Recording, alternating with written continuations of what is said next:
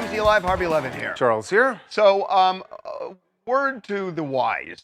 If you are a Nepo kid, don't drive drunk with a very, very loud blue Lambo, because you're going to get caught. All those things will tend to add up to you getting caught by the police. And that is exactly what police say Marcus Jordan, Michael Jordan's son, did in Florida overnight. That he was in his very bright blue Lambo SUV when police tried to pull him over, and he decided he either didn't see the police there, I guess is the nicest thing you could say, or saw them. Police see it a little differently. The police say he was trying to evade them. And there was a chase that started. How this all ended, though, was with that blue SUV, which you see speeding away from the police right there. Well, he actually got away from him because the police stopped. We think it's because they were going to enter a new jurisdiction, so the police just stopped. So he could have gotten away, but... Right. He ended up on some railroad tracks. This is like the Clementine. Nobody gets the Clementine reference, but yes, he ended up on the railroad tracks, damsel in distress, and could not get off, and that's when the police caught up to him. Yeah, guys, according to police documents, there was actually signs that he was trying to, I guess, run by these railroad tracks, but got stuck. They said there was like rocks in the area that were gravel kicked up. that's usually around. The gravel. Yeah. They noticed bumper damage on his front and rear bumper. By the way, can I just stop you for a second? That doesn't make sense to me. Because at the actual road crossing, there wouldn't be... Oh, he didn't go in the actual road crossing. That's what it sounds like. He must not have, because everybody crosses where the road crossing is. And there usually isn't gravel there. The gravel is... You're right. So he was trying... Oh, he was... Oh, wait a second. And I don't know this. I'm just theorizing that he tried to go down the tracks to get away. Yes, that's what I thought this morning. That's what I thought this morning. And he tried to go down and he tried to go down the tracks. Oh, this isn't and he got work. stuck. Tried to turn off and get stuck. Exactly what I thought this morning. Go on, Edward. That's what it appears to be. So anyways, cops obviously stop him and question him and ask, why are you on these train tracks? And according to the police documents, they state that Marcus said he took a wrong turn and just needed help to get off. Well, while he was giving his answer, cops say he was emanating a strong odor of alcohol. They obviously take him out of the ride. They conduct some field sobriety tests. There was 3 exactly. And he said he failed all of them. Now, what happened after that, the failure of these sobriety tests is why he's in super trouble.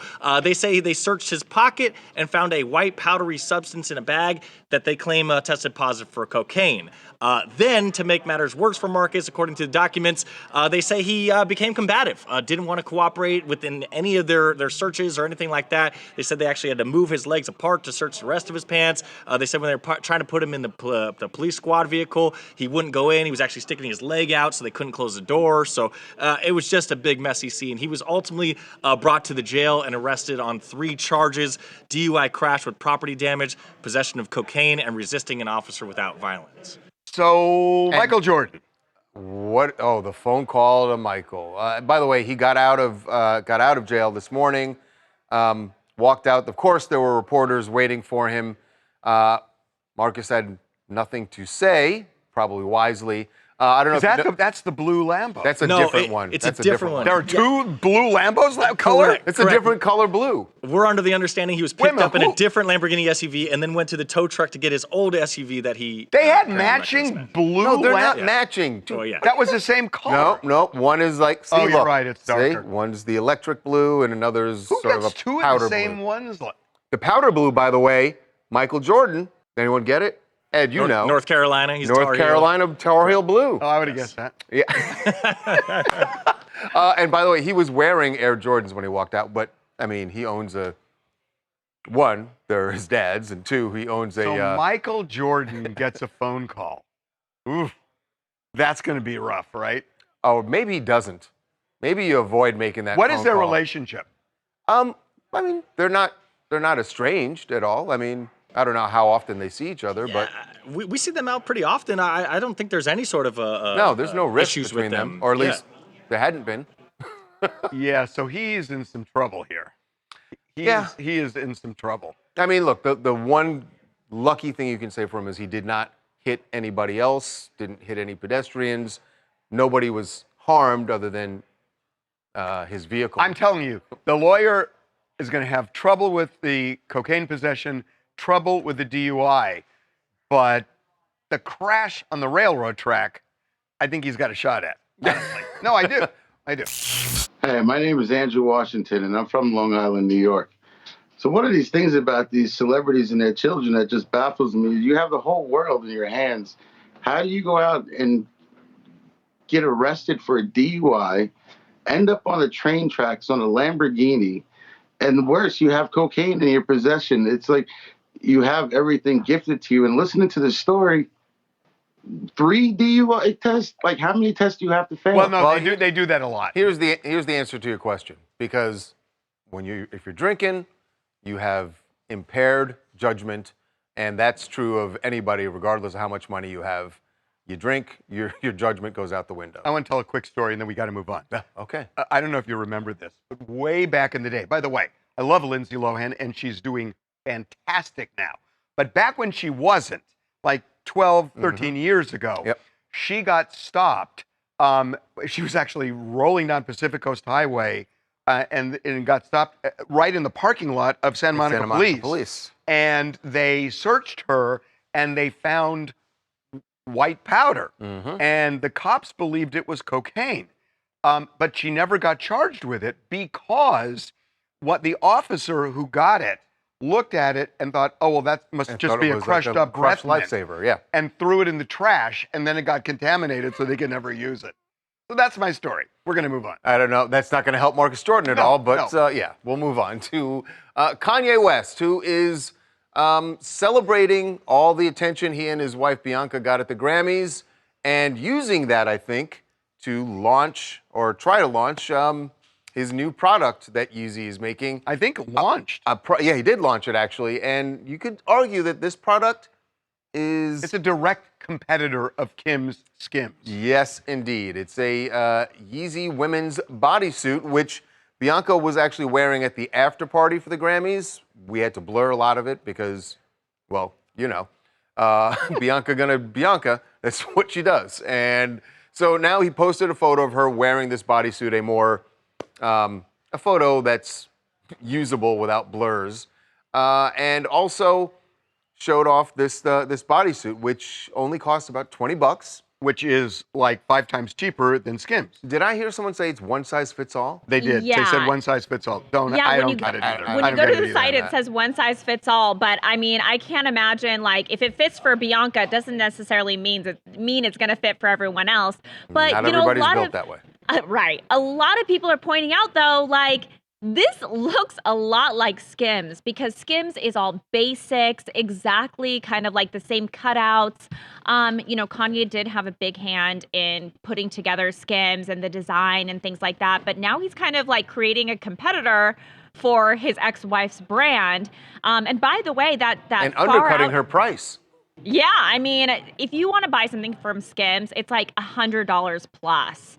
And then $20 just for a bodysuit, which, by the way, like, doesn't really cover a whole lot. You might need like 10 of those on top of each other to not show anything. You need some sweaters on But top. I got to tell you something.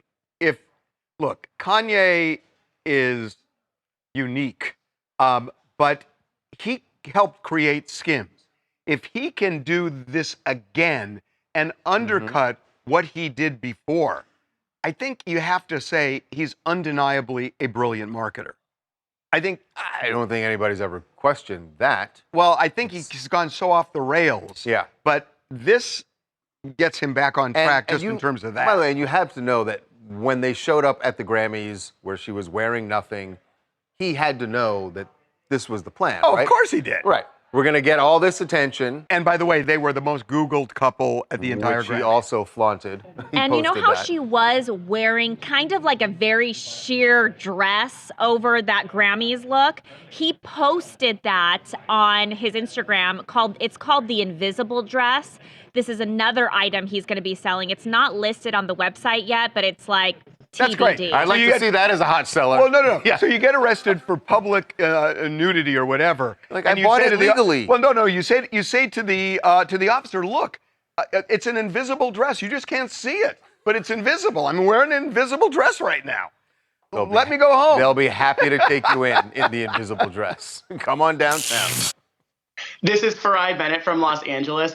Honestly, the marketing is smart, but I think the biggest question is like, I feel like Kanye, this is like the millionth time he's tried to like put Bianca in our face. And I wonder, like, in 2025, like, do we need like another like Kanye West muse? Like, even the fashion People doing, are into it. I mean, look, people are into it. You can't deny that, right?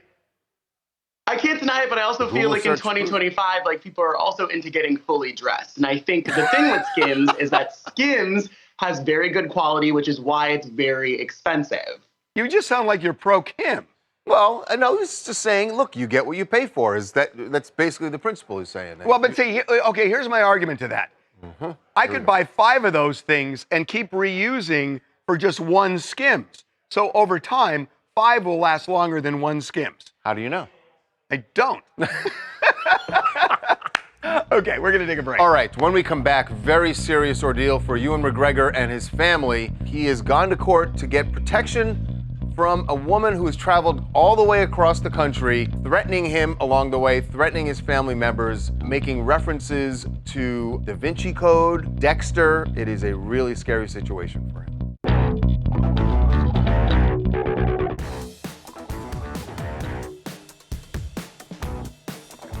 Ewan McGregor got a horrible Christmas gift. A woman, he says, showed up at his family gathering on Christmas Eve, and after having traveled across the country from Minnesota, came to LA, and all because she has been making hundreds of threats against him for about almost 3 years now. And he filed these documents in court here to get a restraining order against this woman, who he says has been sending more than 500 emails to either himself or family members and making some very bizarre but clearly threatening and violent threats by email, by text. And again, this really all came to a head on Christmas Eve. Ewan says he was with his wife, his kids, his ex-wife. They were all gathered together celebrating the holidays on Christmas Eve.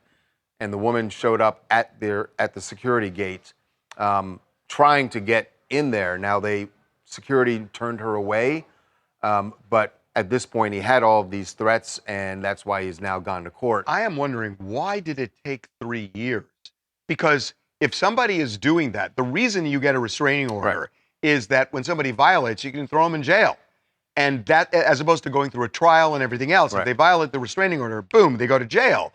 And so, I mean, and I'm not disputing what happened here. I'm just wondering, why endure that for 3 years? I may have an answer to that. So these started way back in 2022. A lot of them were sent to Ewan's daughter, although she was talking about Ewan McGregor. And what happened was, I think they might have thought they were harmless enough until she started saying, I'm going to come visit, and started planning out things. She was harboring clearly some delusions, according to these messages. She would talk about the Da Vinci Code. She would talk about various things. But when she escalated to coming out to visit on Christmas Eve of this year, I think that's when things got out of control, because Ewan apparently came to the door and was confused at this woman's presence, and that. But she never got to his door. She was at the security gate, right? He's at the gate is where he came out to the gate to see what was going on. Oh, yes, exactly. Yeah. And he was confused as to who she said she was, because the messages were being filtered through his daughter, who might have thought it was harmless enough. So he was face to face with her? Yeah. According to those documents, he was confused. Okay, and then I have another question. We're now in February. Right. Why, once that happens? I mean, again, I'm not disputing it, but wouldn't you run to court the next day? Yeah. You know, it's like you're face to face with a woman who's... I think it sounds like they gathered all of this information because he didn't even realize, I think, a lot of these were coming in. Crazy. But the things that she was saying, I mean, I don't want to... Derek, as we were reading through the restraining order request, it felt like Baby Reindeer, if you've seen that Netflix show, but like, because the person that he's dealing with here certainly seems to have all sorts of delusions and probably some mental health issues. It feels a lot like it, even down to the spelling errors that are made. Some of these messages are typed out in such haste that there are common spelling errors. That was a feature in Baby Reindeer as well. She seems to be laboring under some possible delusions. Well, I don't think that's a crime. No, well, of course you don't think that's right. a crime. But when it really turned for me reading through it is suddenly she's making references to Dexter, and Yeah. that she's somewhat inspired by that. She talked about shopping and researching certain rifles. So at that point, we've actually done documentaries on this. It is so hard to stop a stalker. And the police, they have a unit where they can deal with high-profile people because they're the ones most likely to get this. And it is so hard for them to put the kibosh on it just because these people go from state to state. You don't know when they're coming back. And usually they cause a problem before the police are even alerted.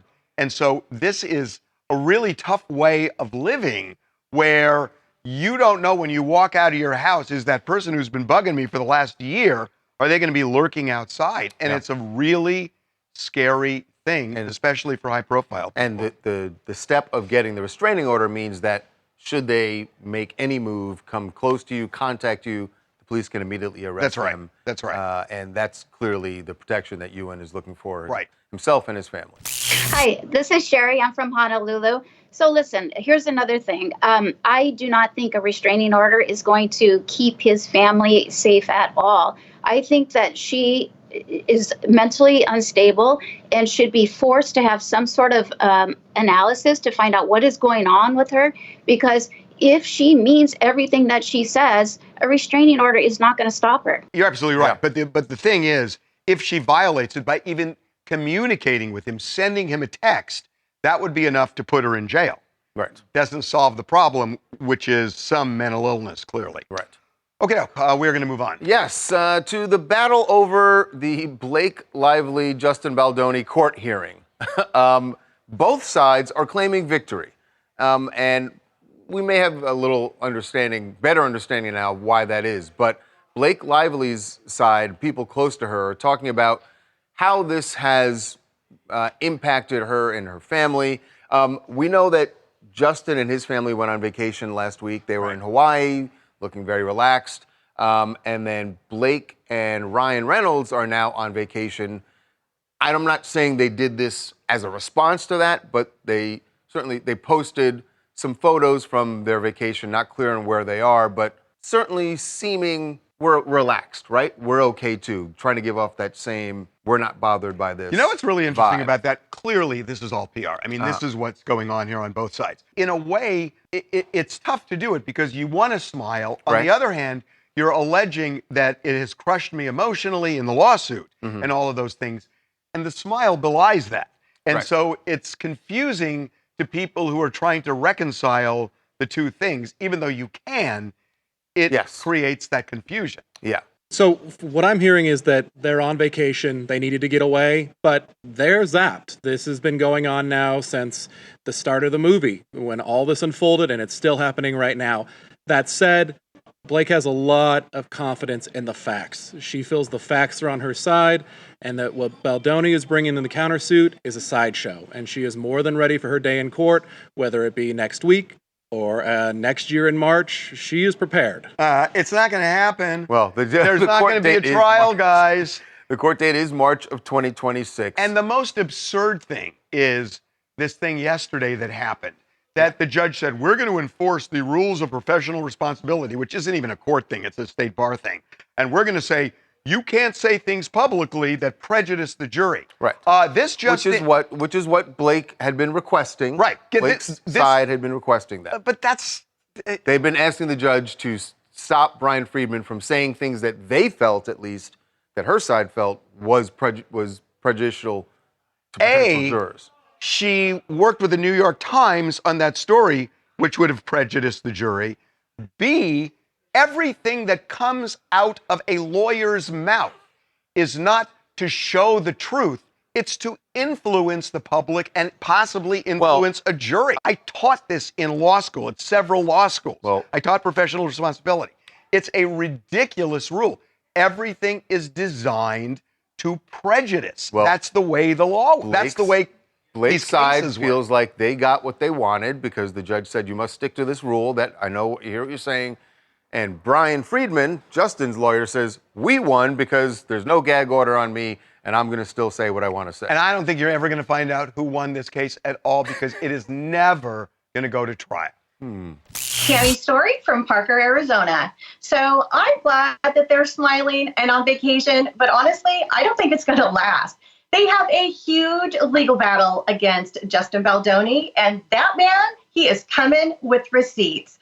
Honestly, I'd like to be a fly on the wall just to hear their conversation. And honestly, I'm glad the judge that he quashed their gag order and that it didn't work. Can I interrupt you for a second? That's all fine and good.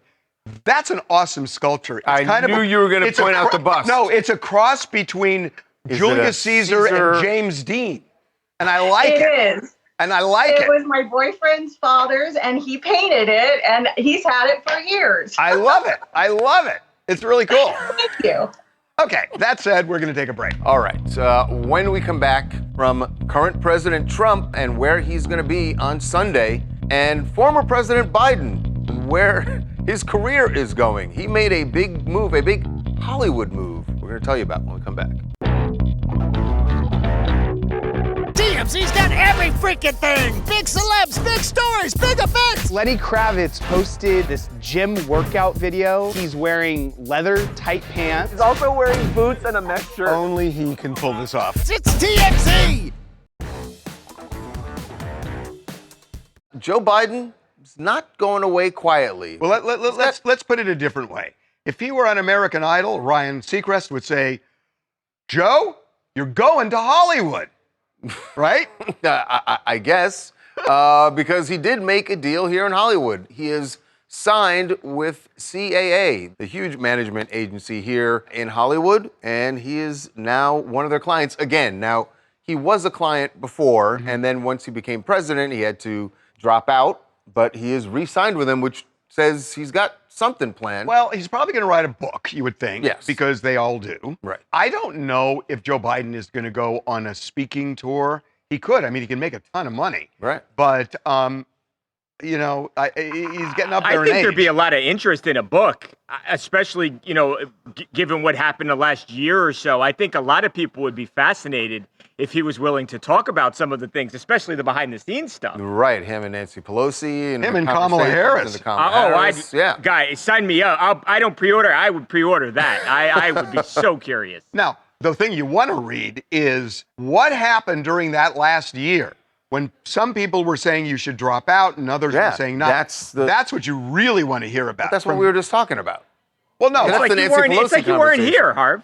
Huh? Yeah, I know. That's well, not the Kamala Harris thing. I mean, That's what Nancy Pelosi is. Well, no. I'm saying Kamala Harris goes way back. There's a whole thing about whether they got along. Right. And I mean, there's a Did you think I meant he wanted like cooking recipes from Nancy Pelosi? No, that's what I want to know about him and Nancy Pelosi. Nancy Pelosi likes that Jenny's ice cream, though. That's delicious. Right. So maybe. So yeah, I'm sure there's going to be a book, but I do think he's going to get speaking. Every former president gets speaking. But does he want to do that, though? He's not Obama in terms of, I mean, look, Joe Biden used to be vibrant and all that. He's just not anymore. I mean, he's up there in age, and to do that is so taxing. Yeah. So I don't know, but it's just so interesting to me that they're all kind of going to Hollywood, and we got a president who started in Hollywood. You know, and it's just, it's crazy. It's nuts. Yeah, and yet... Speaking of, by the way... yes, the current president and his plans for the weekend, I am really surprised by this. He's going to the Super Bowl. He is going to be in the Superdome for the big game, and I just... Why are you surprised at that? I don't know, it's security-wise and what... I mean, the Super Bowl is already one of the It's already a nightmare, Charles, as far as, you've got to get there so early, and now to... Well, he's not going to have to sit for 3 hours. No, I don't mean him. I just mean the 65,000 other people now. But probably got to get there on like... What I would say, though, his Mike... crowd, right? But what I would say, though, is it's already a super secure event, right? They absolutely. already locked down the Super Bowl. Especially after the bombing. Right, they locked down the Super Bowl or like the car. Else. And I think, Harvey, to your point, I think he'll get a positive reaction. One, Louisiana, he won by like 20-something points, so he's got a lot of support in Louisiana. But it's more about the fan, right? So Kansas City, Missouri, he's good there. And he likes the adulation. Eagles, and Phillies. That's why he went to UFC. I mean, he loves the adulation of all of this. So this is unsurprising to me. Hey, everybody. Savannah out of Indianapolis. First off, I think Trump going to the Super Bowl is super cool. Obviously there's a little bit of worry surrounding his public appearances in light of recent events, but I love his lack of fear and his love for his country. Okay, we got to take a break. All right, when we come back, speaking of President Trump, if the Democrats want to get back in the White House in 4 years, David Hogg may be the person who helps them do it. He is the new vice chair of the DNC at just 24 years old. The young man who was critical in the protests after the Parkland high school shooting will be here to talk about the future of the Democratic Party and how they plan to actually win back the White House.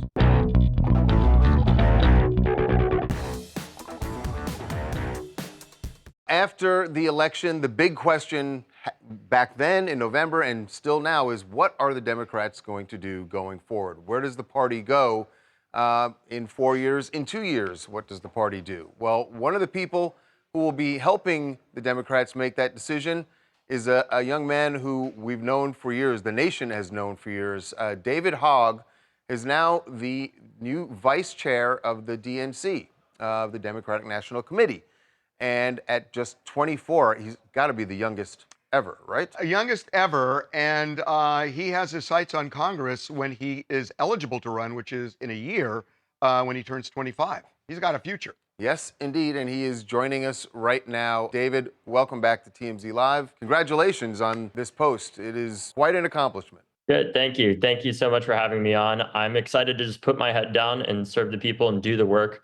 And I just want to let you know I'm not planning on running for Congress. There's a lot of stuff. I thought you said that. No, I did when I was younger, but I realized I can have a lot more of an impact helping to support a lot more young people around the country running for office with my organization, Leaders We Deserve, that helps support young Democrats like Congressman Maxwell Frost, who used to work with my organization, March for Our Lives, run for Congress, who's now the first Gen Z person in Congress. So I am so glad that you're on today because I was watching the chairman of the DNC last night on television, and he kind of repeated the mantra, which is, we're taking the gloves off. We're going to take the gloves off. I get it. But what I was wondering is there are certain issues that may not be popular for the traditional Democratic position, such as, well, in particular, immigration. And what I'm wondering is the battle plan to concede certain things or oppose everything? I think our battle plan is to take each fight one by one and approach it in a different way, because we obviously have a broad constituency as a party, but making sure we're not compromising our values. The reality is this, we're talking a lot of the time about the necessity of us not being constantly outraged. I don't care that Donald Trump wants to rename the Gulf of Mexico nearly as much as I care about the fact that he turned away thousands of Afghan refugees that had helped to protect our troops in Afghanistan and risked their lives to do that, and then told them at the last second after they had already been cleared that they weren't welcome here. What I care about are the people that are fearing for their lives right now, because the epidemic of gun violence is only continuing around the country, where under President Biden's administration, we created the first ever Office of Gun Violence Prevention and passed the first federal gun law in 30 years. And we saw a double-digit reduction in gun homicides. That is nowhere near enough. We need to have it be a triple-digit reduction, but we were making an enormous amount of progress. And I'm very worried about where our country is now headed, now that we have a bunch of oligarchs like President Musk running everything.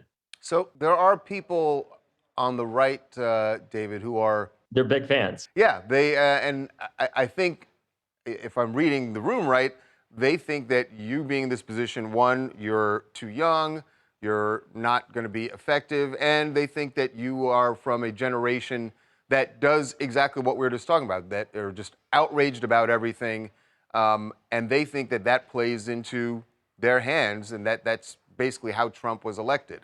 To that you say what?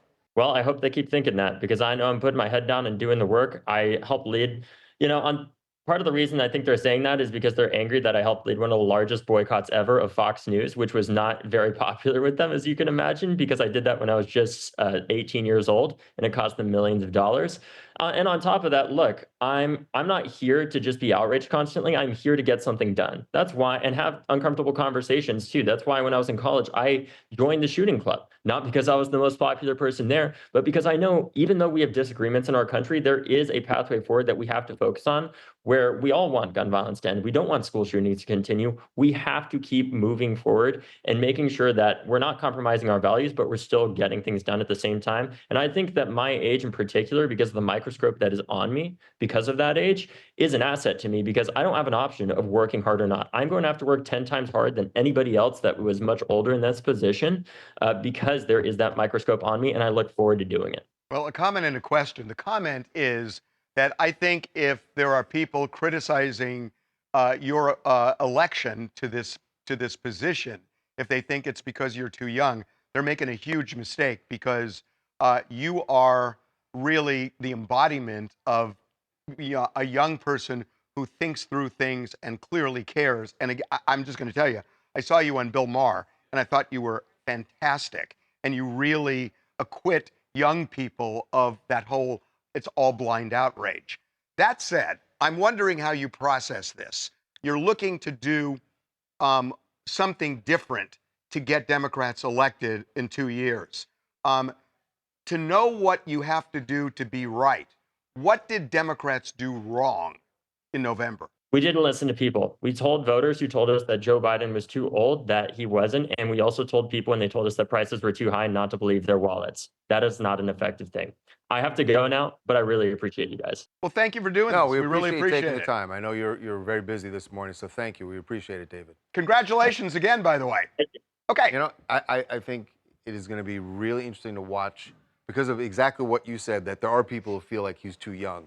And I think everything we know of David Hogg since we got to know him after he formed the March of Our Lives protest after the school shooting at Parkland, he's a kid who, like, he's not a kid anymore. No, he's not a kid. But who, even when he was a kid, was about doing something. On the Republican side, the one person that really surprised a lot of people, including me, the way she handled a media that is very difficult to handle, is the press secretary. She's 27 years old, and I think she blew people away. Now, whether you agree with what she says, but at least it's doesn't matter. How she's handling the room. It's how she's handling the room. So you got two people in their 20s, and that's so interesting, because everybody's saying politics is too old. So now we have young people. Now we have young people, and they happen to be standouts on both sides. Right. Okay. Now, will the old people give them a chance to actually do what they want to do?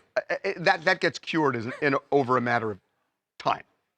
Cured? Is that how we're putting it? I can say that. All right. Okay, we're taking a break. All right. When we come back, the man who first became famous playing Mark Zuckerberg is now pretty much trashing Mark Zuckerberg. When we come back, Jesse Eisenberg on why he has had enough of Mark Zuckerberg's antics and his wealth in particular.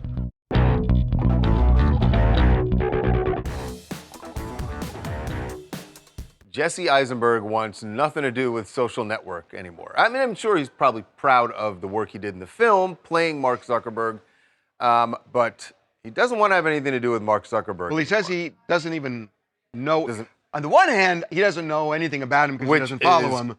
BS. BS, because he knows everything about it when you listen to what we're going to play for you. I mean, listen to this. I haven't been like following his life trajectory, partly because I don't, want to think of myself as associated with somebody like that. It's not like I played a great golfer or something and I want to and now people think I'm a great golfer. It's like this guy that's like doing kind of like, doing things that are problematic, taking away, fact checking and safety concerns, making people who are already threatened in this world more threatened. And you read these things and these people have like billions upon billions of dollars, like more money than, any human person has ever amassed. And like, what are they doing with it? And like, oh, they're doing it to like curry favor with somebody who's preaching, hateful things. So to me, that's what I think of. But I think of that not as like a person who played in a movie. I think of it as just somebody who's married to a woman who teaches disability justice in New York, and lives for her students are going to get a little harder this year. So he basically knows everything about Mark Zuckerberg. Maybe what he meant was, I'm not following along that path. I have two things. Maybe that's what he meant. I have two things. One is that the idea he's saying, well, I'm really pissed off because he has no fact checking and everything else. The way this works is the pendulum swings all the way here when there's this censorship where Facebook couldn't even talk about where the virus came from. And the reaction is not to go here in the middle, which is the place where most people want to be. It swings all the way back up here. Right. So it's a reaction to the censorship that But if occurred. you're Jesse Eisenberg, you can still say that you liked it better when it was over here. Right. But you liked it better when it was over, when there was... And I would argue that's not free speech. But the second thing is, he is painting, they're billionaires. And I get if you can say, look, Elon Musk is problematic. I get it. He's problematic. But to say that a billionaire can't care about people, I give you Bill Gates. And he cares about people and puts his money where his mouth is. So just because somebody has a lot of money, don't be a robber baron. Mean that they're evil. Right. Yeah. I mean, it depends on what they do with the money. And to his point, they're not just being super rich and buying islands somewhere. They are getting very directly involved with the government and with the policies that are happening. And as he said, as his wife is a teacher of disability justice, that is concerning for him. That's a legit concern. Yeah. I just don't like the idea that you felt like he all was saying billionaires just are blanket, bad. The issue is that he's a He billionaire. didn't say all billionaires are bad. He didn't say billionaire lives don't matter. He said these two who have very specifically got involved in politics. And when you get involved in politics and policy, yes, you can be called out on that. You know what? Guess who So else? when he said these people, he was speaking about specific billionaires, Eric, not just billionaires in general? He says people with billions and billions of dollars have too much because what are they doing with it? They're currying favor with somebody who's preaching hate. He's specifically referencing some people, some of them specific billionaires. We know who he's talking about. By the way, Mark Cuban is a billionaire, and he is doing more for pharmaceutical drugs and making them affordable than just about anybody else in the country. So I've just been hearing this so much. And I guess Jesse Eisenberg would say he's cool with that. But there's a drumbeat about billionaires running the government, and it's just ridiculous. Because why is that ridiculous? There are billionaires running the government. Because the biggest of the billionaires is the one who is getting deeply involved with the government and saying and doing things that people have issues with. Which is fine, but you can then... You can't paint all billionaires with an Elon Musk brush, is what you're saying. Justice for billionaires, man. Rich lives matter. Ebony from Long Island here, and it's certainly a bold move to go from representing not only Mark as a person, but his entire empire on screen to completely denouncing any association with that. But I do think that it shows a lot of growth and reflection on Jesse's part, and it also shows the political emphasis that has happened in this election cycle and how that's kind of pivoted the way that individuals think, and it's kind of refreshing to see that that doesn't really stop at the film industry, but instead kind of pushes forward. Okay, I have a quick question for you. Do you think the relationship between Donald Trump and Elon Musk will endure or blow up? Personally, I think they might have a little fallout. I don't know, but it's looking like I don't think it'll be a little fallout. I don't think it's going to be a little fallout. I don't either. It just seems inevitable to me. But we'll see. Personalities can't have two personalities that. And when somebody is trying to amass power, and it ain't the president, I think there's going to be an issue. Okay, we're going to take a break. All right, when we come back, a very serious warning about spring break and where you should not be going or your kids should not be going. The message is coming through loud and clear from one town. You'll see it when we come back.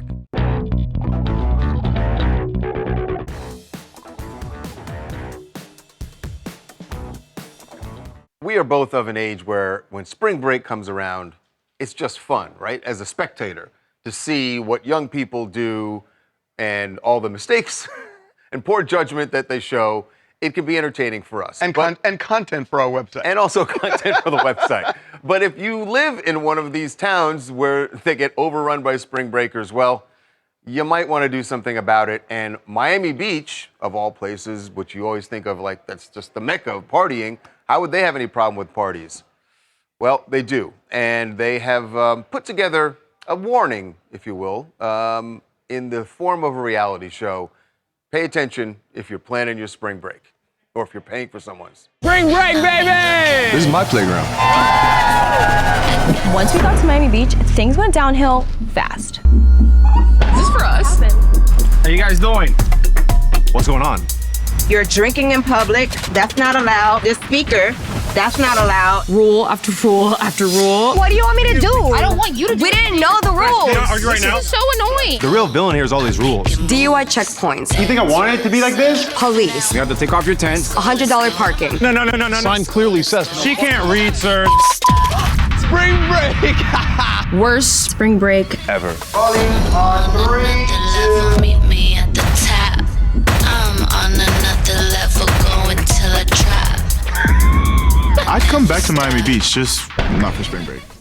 This is brilliant. Honestly, this is one of the. They should. Whoever produced that should win. Bravo. Bravo. It is fabulous. That is hilarious. And it's not going to work. Yeah, it is not going to. It is not going to work. It's just a thing. They're going to go where they want to go. Back in the day, everyone believes that they can avoid. Oh yeah, they did that, but that's not going to be us. We're not going to get stopped by the police. I just remember when I was 25 and I was teaching law school down in Miami. Spring break was one of the most fun things ever. Except Miami Beach was basically where people went to die at that point. That was it's a much older crowd in Miami Beach back then. Nayo, San Francisco, California. Look, that's absolutely hilarious. Miami, we got the message loud and clear. But just like water is wet, I think that there's always going to be spring breakers who overindulge and break and ruin things like surprise, surprise. But for the ones who are really sensible and sexy, like, why not just go to the Bahamas? Yeah, because you got to take 2 planes and it's expensive and blah, blah, blah. And Miami Beach is fun, but there are curfews and all this other stuff. So parking, remember that, kids. $100 parking.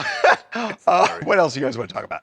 My name is Kyla. I'm in Oxnard, California, and I'm commenting on Marcus Jordan. So I think he definitely has a drug issue. It is a choice to get behind the wheel of a car under the influence of cocaine and alcohol.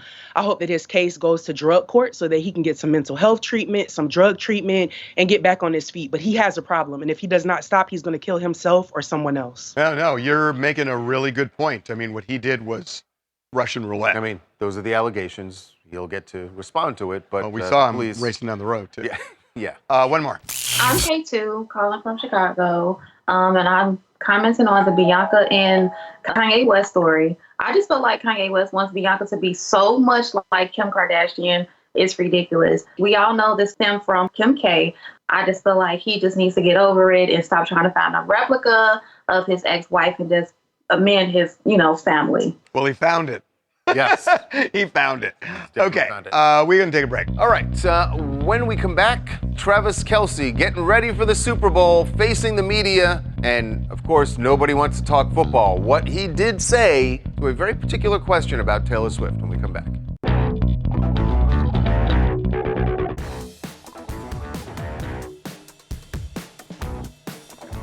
Boy, it is going to be a long week for Travis Kelce. Because every time that the Chiefs have any media event leading up to the Super Bowl, you know what he's going to hear. At least at this point, early in the week, he seems willing to have the conversation about Taylor Swift. Pretty directly. Check out his answer here to a very direct question. Are the rumors true? Are you proposing to Taylor at halftime? Okay. Wouldn't you like to know? Wouldn't you like to know? First of all, that was pre-programmed. And also, the question is flawed. Do you think he's going to say to Andy Reid, hey, before the speech, leaving coach, the locker room. I got to do a thing. Yes. Then I'll be back and we'll talk about the game plan. Reporters screwed that one up. Right. But the fact that, look, they had to have at the very least talked about this because everybody else is talking about it. Look, I have no idea. I think they're already engaged and they're going to wait till after the season. Nope. I was the one I think said first that he was going to date her, and I was, oh no, that's not happening. So there. You didn't say. I did. Are you trying to take credit for that now? Yep. Oh my gosh. We'll see you tomorrow. Wow.